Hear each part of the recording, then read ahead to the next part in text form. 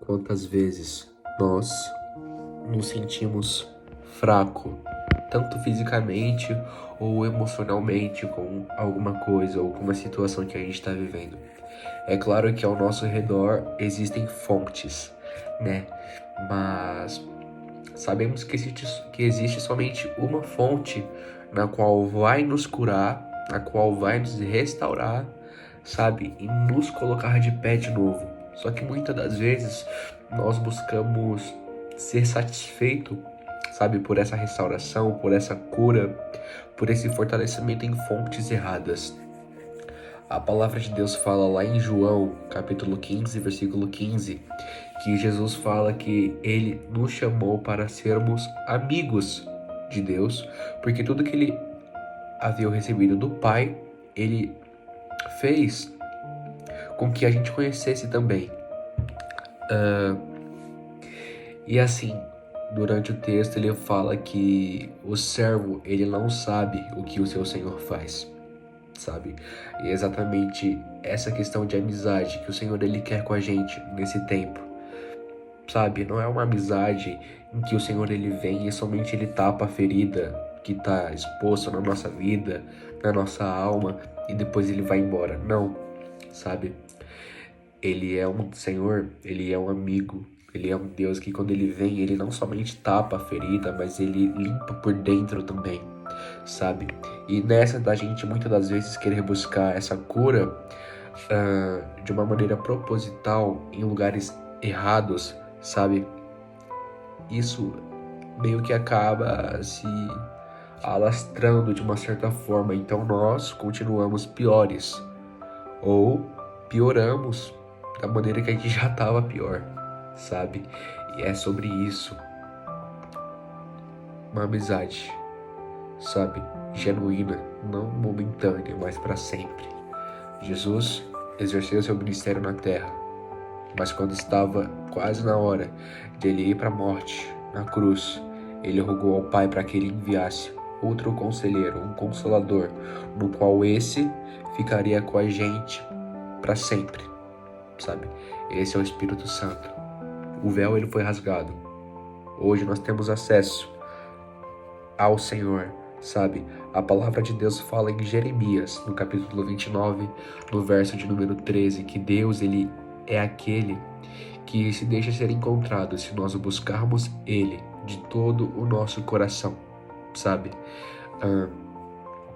Por exemplo, eu vejo muitas pessoas que passam por problemas. Eu vejo não, mas eu sei porque a vida não é perfeita e todos nós temos problemas, eu tenho problemas. E quantas vezes diante desses problemas eu ficava olhando para aquilo que está ao meu externo, sabe? Nós temos que entender uma coisa, que a beleza do reino ela nunca vai ser exterior, vai ser interior, sabe? Então antes de nós querer buscar algo externo, sabe? Deus ele quer de nós algo que primeiramente se manifesta no nosso interior, de dentro para fora, sabe? Isso não é uma decisão que a gente toma por aquilo que a gente sente pelo nosso coração, mas é uma decisão pela qual a gente toma baseado naquilo que a gente sabe mediante a palavra de Deus, algo que começa na nossa mente e a partir daí é manifestado com o nosso coração, para que venha a ser de dentro para fora. Ao fazer isso, nós estamos expondo, sabe, deixando em exposição diante do Senhor todas as nossas falhas, as nossas dores, sabe, deixando a ferida exposta, para que Ele venha e Ele cure totalmente, sabe?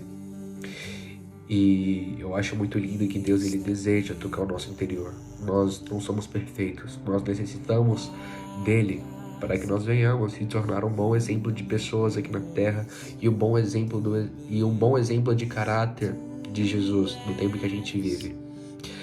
Então a gente tem que permitir buscar essa fonte, essa amizade que nunca virou as costas para nós. Deus ele foi aquele que nos amou primeiro, mas o que é que a gente tem feito para responder de acordo com esse amor? Responder de acordo com essa forma de generosidade que o Senhor demonstrou sobre nós, a sua criação, sabe? Quantas vezes nós estamos passando por situações e mesmo diante delas nós agimos de maneiras na qual Deus nunca foi prioridade, sabe? Nós colocamos Deus no bolso e deixamos ele trancado ali.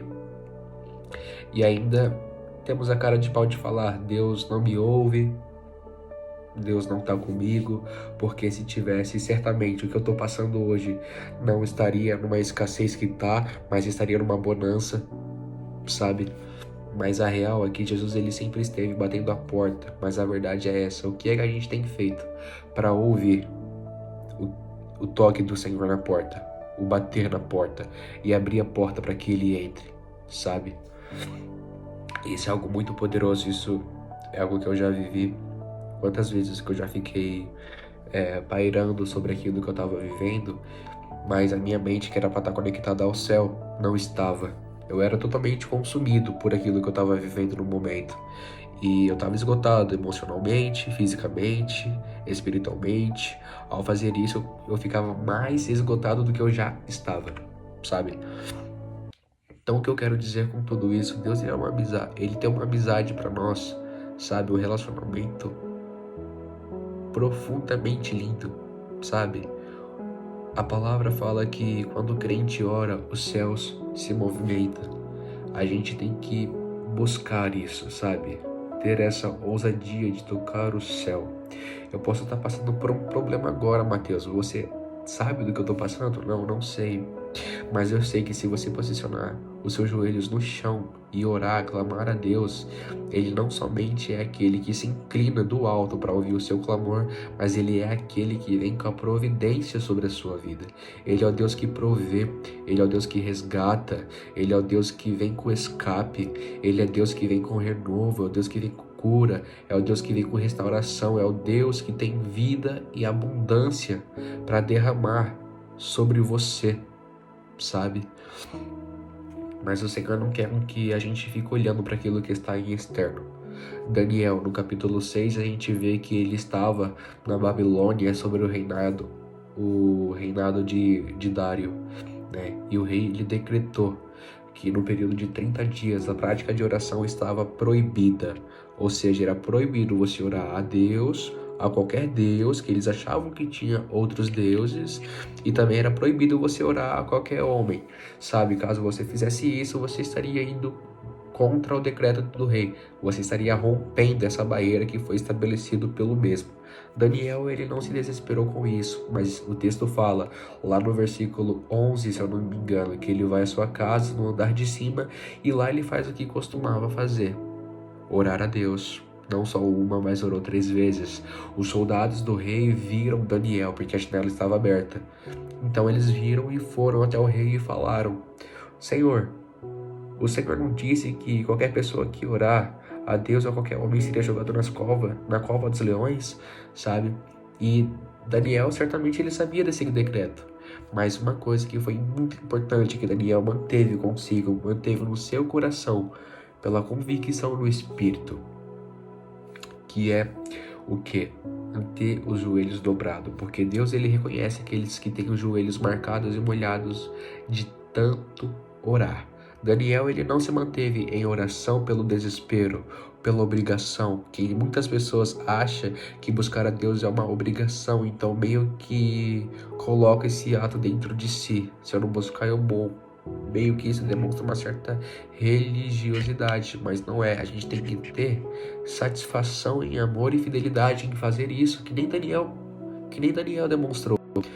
Tentaram derrubar Daniel, mas espiritualmente ele se manteve de pé, porque o coração dele não estava naquilo que estava acontecendo ao redor dele, mas o coração dele estava naquilo com o alto. Nisso ele sabia quem era Deus, sabia que ele é o Deus provedor. Na cova, Deus livrou ele. Os leões não abriram a boca, manteram a boca fechada, sabe? Então, nessa reflexão, quero convidar você a manter os joelhos marcados e molhados pela presença de Deus, sabe? Mesmo diante de uma dificuldade, mesmo diante de uma luta interior, mesmo diante de uma dor que você vem enfrentando, sabe? Não busca outras fontes. Eu sei que muitas das vezes o que você passa pode ser até vergonhoso para você mesmo, por isso você tenta disfarçar isso com um sorriso, você tenta disfarçar isso fingindo para as outras pessoas que está bem, mas no fundo você sabe que não tá. A mulher samaritana, eu acho muito lindo o encontro dela com Jesus. E Jesus, ele saciou ela completamente. Tudo que tinha para curar, para restaurar, sabe? Ela recebeu um avivamento espiritual. E é isso que o Senhor tem sobre as nossas vidas. Que a gente não venha ter vergonha, que a gente não venha ter medo, sabe? Diante da presença dele, de expor as nossas falhas, sabe? Mas se permitir tocar os céus, abrir o coração para que ele entre e para que ele trate, para que ele cure, para que ele restaure e que ele venha sobre nós com vida em abundância. Em nome de Jesus.